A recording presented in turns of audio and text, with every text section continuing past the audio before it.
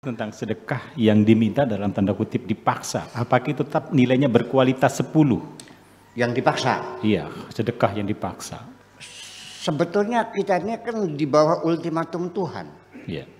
Di bawah ultimatum Tuhan. Anfiqu tau'an au karha. Tau'an itu secara suka rela. Tau'an au karha. Anfiqu, keluarkan hartamu tau'an secara sukarela au karha atau dipaksa. Sukarela Tuhan, memang silakan. Karena kita sukarela, masjid dibantu, pesantren dibantu, sekolah dibantu, fakir dibantu semuanya. Anda menjadi tokoh masyarakat kok, yang tersanjung. Sampai ketika engkau mati, ya kerandamu berjalan sendiri. Apa? Ulung-ulungan. Semua orang pengen megang keranda kamu. Iya. Tapi kalau tidak sukarela akan dipaksa oleh Allah dengan penyakit. Cuci darah setiap bulan sekali.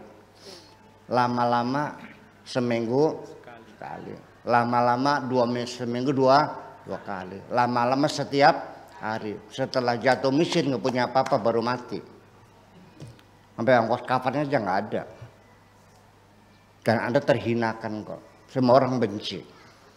Orang kalau medit itu dibenci orang kok. Percaya nggak? Beli merojol seperak ke orang. Ya Allah, ya Rabbi. Iya. Betul nggak? Anda bisa nggak simpatik kepada orang yang kikir? Nggak. Betul. Tegel mana? Itu persoalannya. Jadi artinya bahwa dipilih oleh Allah sukarela atau terpaksa. Saya nanya, nafkahkan hartamu ibu-ibu, pilih secara sukarela atau terpaksa? Iya dong. Kalau dipaksa, penyakit, kecelakaan, dirampok, mobilnya tabrakan, suamimu selingkuh terus. Iya. Nah itu akhirnya kan, kedua-duanya adalah akhirnya keluar juga. Tapi yang secara sukarela mendapat reward sejak di dunia, yang dipaksa mendapat punishment sejak di dunia, nggak sampai akhirat dunia. Jadi yang terpaksa ya nggak ada nilai kebaikannya, nggak ada, orang dipaksa aja. Bertahan nggak? Ya enggak, orang dipaksa.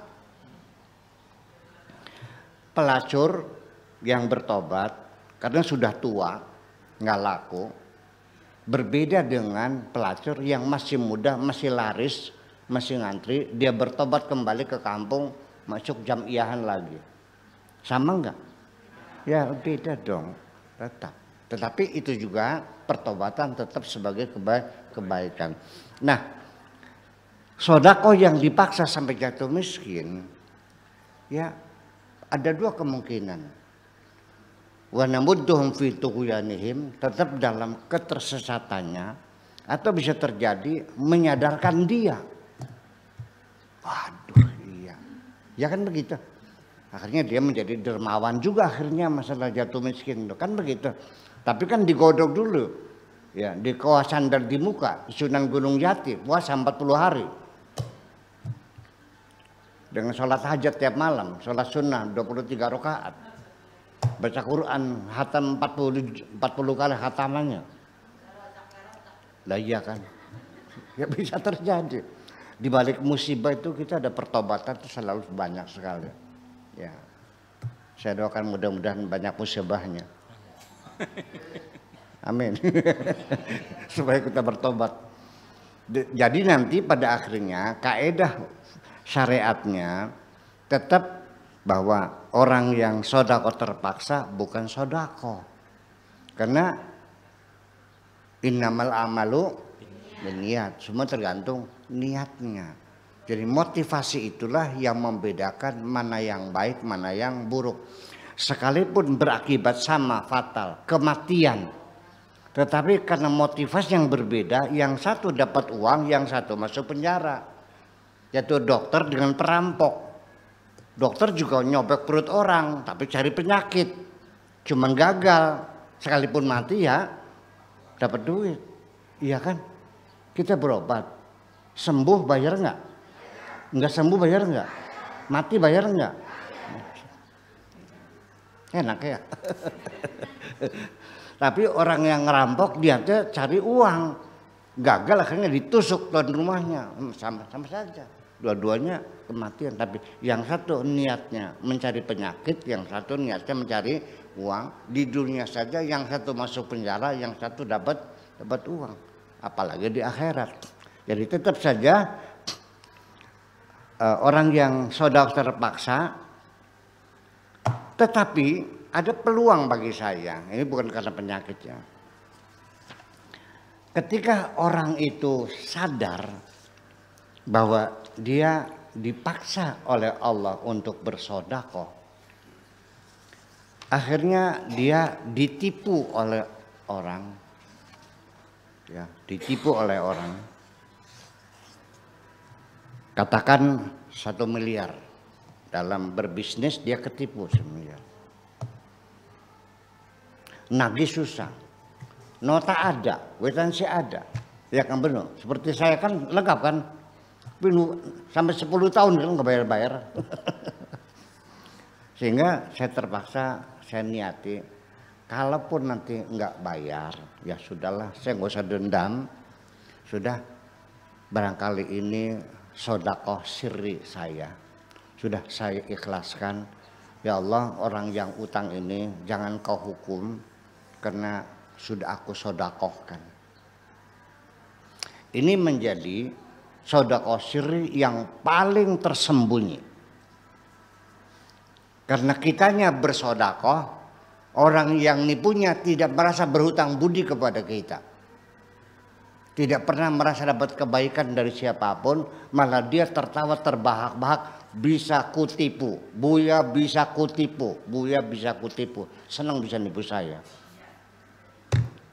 Ya, semakin tidak ada orang menyanjung saya, disitulah nilai kebaikan saya, karena saya menyerahkan segala kebaikan kepada Allah Subhanahu wa Ta'ala. Jadi ketika orang utang nggak bayar-bayar, itu lebih baik diikhlaskan saja. Terpaksa, ya terpaksa. Tapi lain. Nah makanya di sini ada satu nilai moralitas dalam Islam dalam soal utang piutang. Makanya boidata dayan tum bidainin faktubuh, semua transaksi harus tercatat, tertulis. Ada kwitansinya, ada segelnya, saksikunya ada, saksinya, notarisnya ada. Harus, nggak ada urusan mau saudara mau kakak, ya kakak kandung tulis. Masa sama kakak ya harus, ini perintah Tuhan kok. Nurut seruk beliau wis. Nah, ketika ternyata orang yang utang itu tidak bayar-bayar, kita secara moral terdorong untuk menagih. Datang lagi bilangnya nanti, datang lagi nanti. Dalam etika bergaul dalam agama Islam, ya sudah, jangan memaksa, jangan mempidanakan sampai dianggap penggelapan dan sebagainya. Fanadhiratun ila maisarah. Shadaqallahul alim. Silakan tunggu sampai dia sempat bisa bayar. Ketika engkau lihat dia usahanya semakin bangkrut. Makan saja masih utang sama tetangga kok. Kamu maksa lagi. Pakai kemanusiaan dong. Dia baik kok, dia mau bayar. Cuma kan nggak ada. Oke, fanadhiratun ila maisarah. Itu langkah kedua. Yang pertama tadi ditagih baik-baik. Yang kedua ditangguhkan sampai dia mampu. Kalau makin hari makin miskin, rumahnya disita, istrinya minta cerai, anaknya nggak tahu kabur sama pacarnya kemana, dia sudah tidurnya sudah di halaman orang lain, mau ditagih juga, terlalu kamu nih. Dia mau bayar, kupingnya kalau laku dijual, udah habis semuanya. Mau kau tagih juga? Kau mau perkarakan? Enggak. Moral Islam tidak begitu. Tahap yang ketiga, wa antasaddaqu khairul lakum. Kalau kau sodakokan itu lebih baik. Ya sudah, Pak. Sudah jatuh miskin, udah tidurnya di emper di perna, tidurnya di perna. Tahu nggak perna apa? Emperan Cina. Emper Cina. Nih Pak Haji, udah ini kue tajinya ya. Bismillahirrahmanirrahim. Udah mulai hari ini kau bebaskan hutangmu.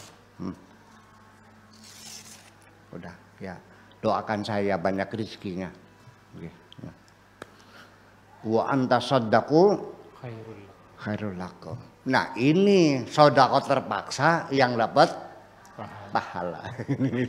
Terima kasih, gitu aja.